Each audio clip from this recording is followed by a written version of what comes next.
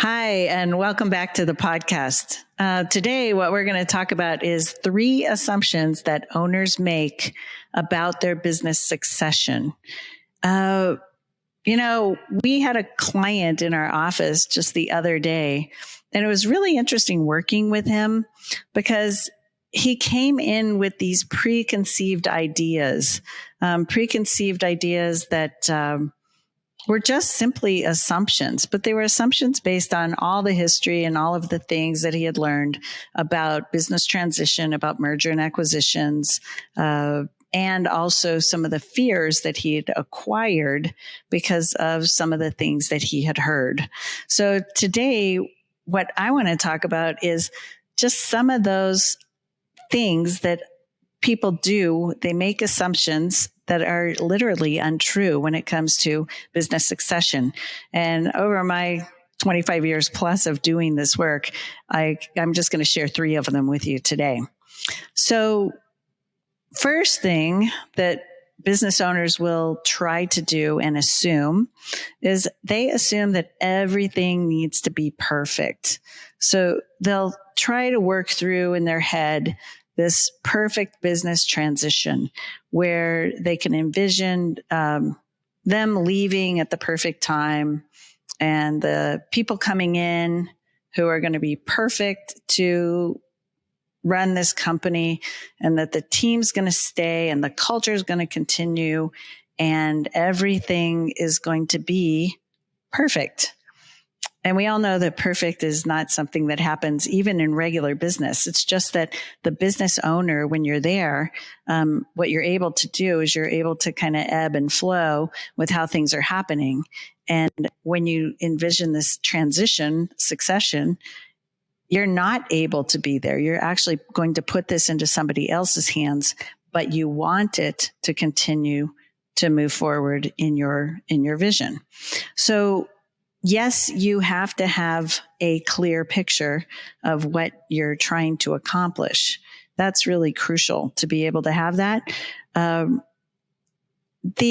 other thing that you need is you need to understand that no transition, no matter what you do with it, is going to meet all of your needs or all of anybody else's needs.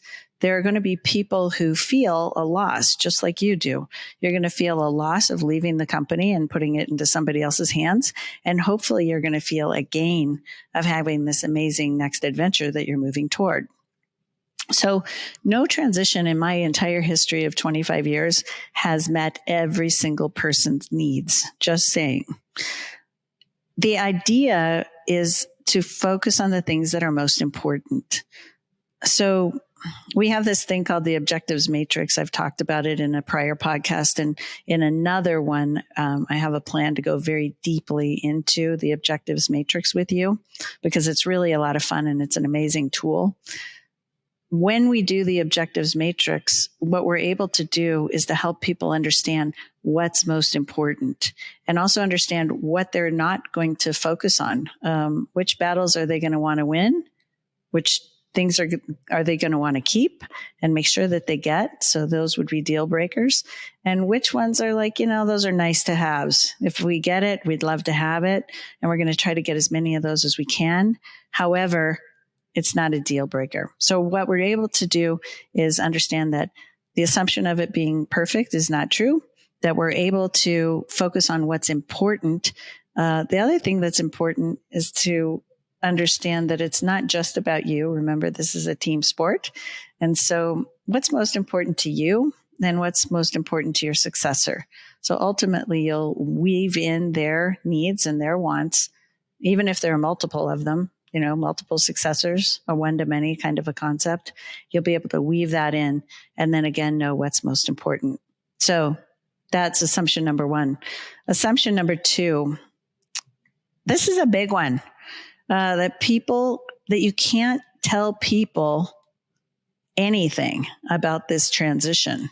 So you're not able to tell people about it, even if you might want them to participate in it, or even if you might be affecting them by what you do.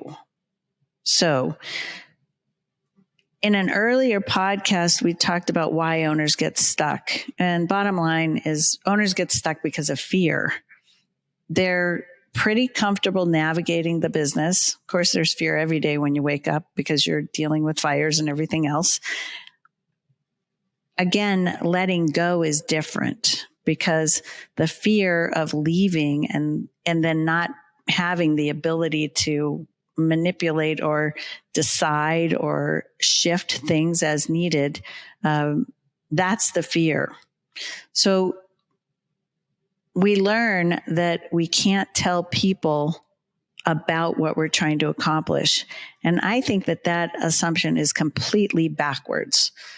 I just can't imagine not telling people what you're trying to accomplish, especially if you have a great culture that's very transparent and very vulnerable.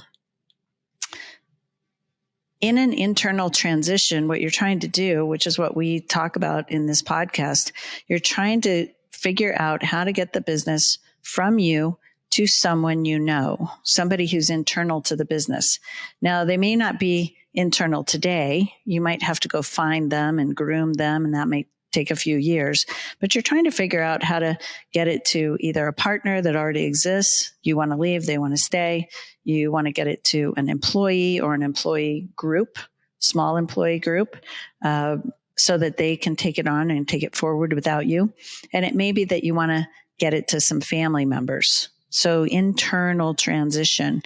So as we do an internal transition, people who are working in the business actually are fearful already. If they think that you're in your 50s or maybe in your 60s, I'm turning 60 this year, so I can kind of identify with that. If they think you're in their 50s or 60s, they're starting to wonder, I wonder how long this owner's going to stay. I wonder what's going to happen. What if something happens to him or her? What are we going to do? Will the business survive? Will they still have a job? You know, they may have invested years of their life into this business. And if they are a potential successor, they may be wondering when you are just going to get out of the way. Like, when is it going to be my turn if I'm the successor? So in that kind of wonderful culture and wonderful environment, again, I think that the idea of not being able to tell people, or that belief, that assumption, is completely backwards. The thought of being able to talk about, for example, I'm starting to think about what I might do when I'm not running the company all the time. I'm starting to think about who might be somebody that might want to work in this company and run it forward. I just want to, and you tell them that you're doing that, one, to get the idea and to put that out there, but two, so that you can actually help them to understand that you care about them and that you understand that this is their livelihood and that your business makes a big impact in not only their lives, but also the lives of your customers and your vendors and your community. So, assumption number 2, you can't tell people who might be participants or who may be affected by it. I believe that it's okay to start to talk about it in a very high general way because you gain information and gain knowledge. Third point, owners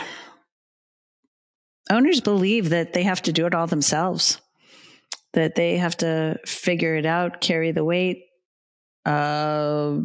transition the entire thing all the way to the very, very end. Part of that, I think, comes from them having to do that normally every day. If you've had and owned your business for 10 years or 15 years or 20, if you started it from the ground up, every single day you get up in the morning and you are making all of the decisions. You are that leader. You are the one that things fall on at the last minute. You're sometimes the last one standing at times, and you know how that feels. In this case, what happens is that the leaders have to get it going. The leaders have to they have to create the first momentum and get it moving, because in the very beginning of a business transition, you as the current owner will be the leader, and the person who's your successor coming in will be the follower. And you may even already have that going on, because if your successors are sitting inside of your business, they're used to that. You're the leader, they're the follower, and they're watching you. They'll go so far.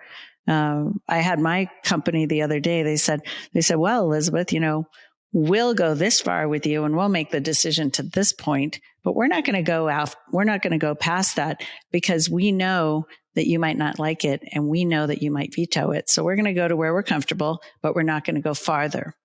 So in a way, what I've done in my company is I've trained them to go to a certain limit. And you've probably done the same thing if you have successors inside of your company. They're trained to go to a certain limit, but no farther.